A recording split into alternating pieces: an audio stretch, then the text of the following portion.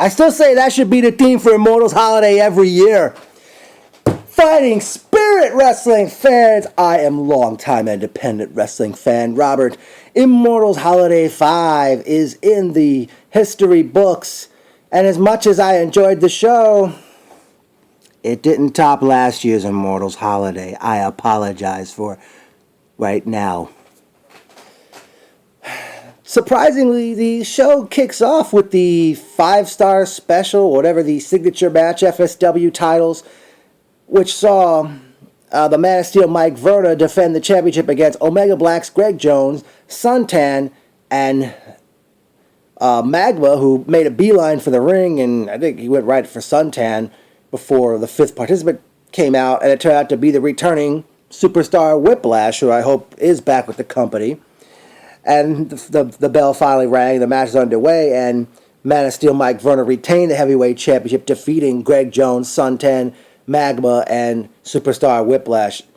Verna then takes the microphone and he issued a challenge to his teacher, Joel Maximo. From there, PJ Stackpole, Verna's former manager, who turned his back on him last year at Immortals Holiday, Stackpole tells Verna, since when we were together, you were a beast, you were unstoppable. But since I left you, you've become one of them, referring to everybody in the fans in the crowd. And I forgot what else he said. And then I think, did Verna push Stackpole down? I can't remember what happened at that point. But eventually they leave the ring. Our next matchup, we saw Ian Aldwin defeat Sebastian Cage. Ian takes the microphone and he calls out Cyrus DeVille, and Cyrus hits the ring and he spears Ian. And I forgot what happened after that one. Up next, we saw FSW's founding father, Joel Maximo, take on Jorge Cabrera in a very good match, and Maximo picked up the win with a solo Spanish fly. Maximo then takes the microphone, and he was about to respond to Mike Verna's challenge from earlier in the show. Verna comes out, and no one could really hear them over the microphone, but Maximo asked the crowd, you'd like to see teacher against student? And I think he said that it'll happen at Kill Them All in January. Well, I don't think it's official yet, folks, but I'm sure we'll find out as time goes on. And as Verna left the ring, PJ Stackpole's by the curtain applauding. Up next, we saw a 6-man tag team action as the Natural, David Andrews, Dr. Alex Arroyo, and the huge Malta the Damager took on Omega Black members Dashing D. Weatherford, Greg Jones, and I don't know if it was Ian or Eric Gordon, since one of the Gordon twins was injured, and Greg Jones did double duty. And Omega Black did pick up the win, despite Dr. Arroyo making Weatherford tap behind the new referee's back with the Kata Hajime. But Omega Black did pick up the win. Up next, Cyrus DeVille defeated Leon Mason, and Cyrus was chasing PJ Stackpole around, but until Ian Aldwin came through the curtain and attacked Cyrus, and they ended up handcuffing Cyrus to the corner. Stackpole took his belt off, whipped Cyrus with it, and I think Ian got a few whips of his own on it. And then, that ended. And then up next, we saw it was supposed to be a TLC match for the Tag Team Championship. However, the New York State Athletic Commission wouldn't allow it. And I'm going to get back to that in a little bit. But we saw the Elements, Pyro Pulse and Iceberg, defeat House of Pain, Nick Payne and Hakeem Ali, Snot, Chris Rex and Azrael, and Certified Sexy, Gino and Nutrius X, to become the new Tag Team Champions. At that point, they did go to intermission. And it's my understanding the New York State Athletic Commission wouldn't allow a TLC match. If that's the case, you allowed a TLC match at Legends Never Die 6 months ago, and I understand Billy Caputo was not in attendance for Immortals Holiday, but he was there at Legends Never Die, and they had a TLC match. So something doesn't add up here. Somebody needs to do the math. after an intermission, and by the way, I have to say, this drew a pretty good crowd, and I sure hope St. Patrick's Gym in Bay Ridge, I guess that's pretty much the new home of FSW, for the shows, that is. Big ones, anyway. But we had that, and then we resume the show with AJ Spectre, with Amanda, I keep forgetting her name, as AJ Spectre defeated Flawless Blake Morris, not before Morris executed a tombstone pile driver on Amber or Amanda. I keep forgetting their name. But up next was the three-way matchup where Talon defeated Colt Cabana and Big Daddy Dre to retain the Primero Championship. And then the final match of the evening, we saw ECW legend Sabu defeat indestructible Joey Tell. And after the match ended, Joel Maxwell came out and announced to the crowd it's Sabu's birthday, and they had a birthday cake, and Sabu kept denying it was his birthday for some weird reason. I know Sabu, his birthday is this month. I don't know if it is December 12th or was it December 7th. I'm not really certain. But hey, fellow Sagittarius, like me. So, yeah, like I said, very good show by FSW.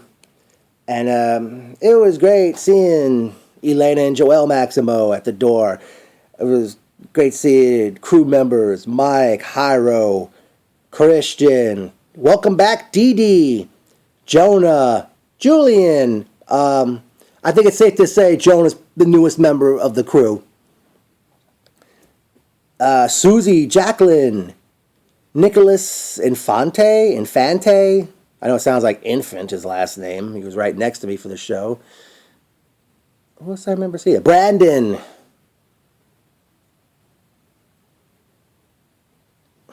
Very, very good. Okay. Now, as far as the Sebastian Cage Ian Aldwin match, I wonder if something went wrong, because I didn't expect the match to go so short. Now, time for the memorable quotes. I know somebody's going to be jumping for joy for some of them. Where did you get that Halloween costume? Fan behind me referring to Leon Mason's outfit. It looked like he came right from a butcher shop or a meat market. This is softcore porn. Christian, when AJ Spectre and Amanda kissed. All right. Fighting Spirit Wrestling kicks off 2016 with Kill Them All on Friday, January 29th from St. Patrick's Gym in Bay Ridge. Already confirmed to appear is former Ring of Honor and TNA star Jimmy Rave, Sami Callihan, who NXT fans remember as Solomon Crow. I'm not going to scream as loud as Sami Callihan now. I believe Mike Vernon's defending the title against Joel Maximo. You know, damn it, I can't believe I forgot this. When Verna and Stackpole were arguing in the middle of the ring, Stackpole tells Verna that when Tyrus was in WWE, he became one of them. And Verna eventually went over to Tyrus's table and got in his face. And I forgot how that Tyrus is such a huge man. And Verna had challenged Tyrus to have a match this Friday night, December 18th, as Gladiators Championship Wrestling presents War of the Gladiators, which will feature many FSW talents, and that's taking place this Friday, December 18th, at the Elmcore Youth Center on Northern Boulevard in Queens, New York. But let's get back to Kill Them All. I'd like to see Talon one-on-one with Big Daddy Dre, since Dre did not get pinned in that three-way matchup. I'd like to see the new tag team champions, the Elements, defend their belts against Certified Sexy.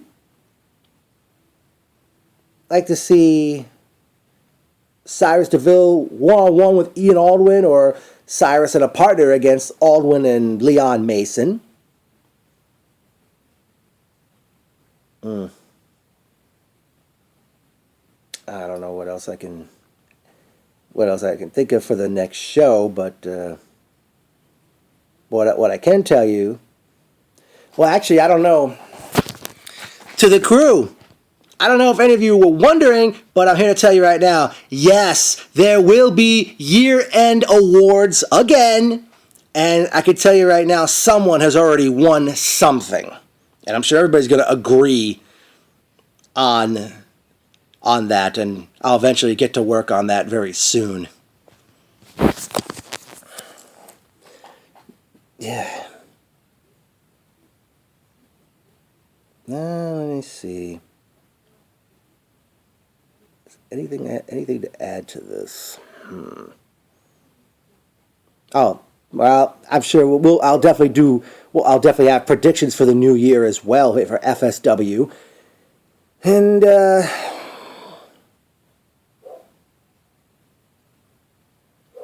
I think that will do it from here. And I'd like to, for everybody at FSW, I want to wish a Merry Christmas and a happy and safe 2016.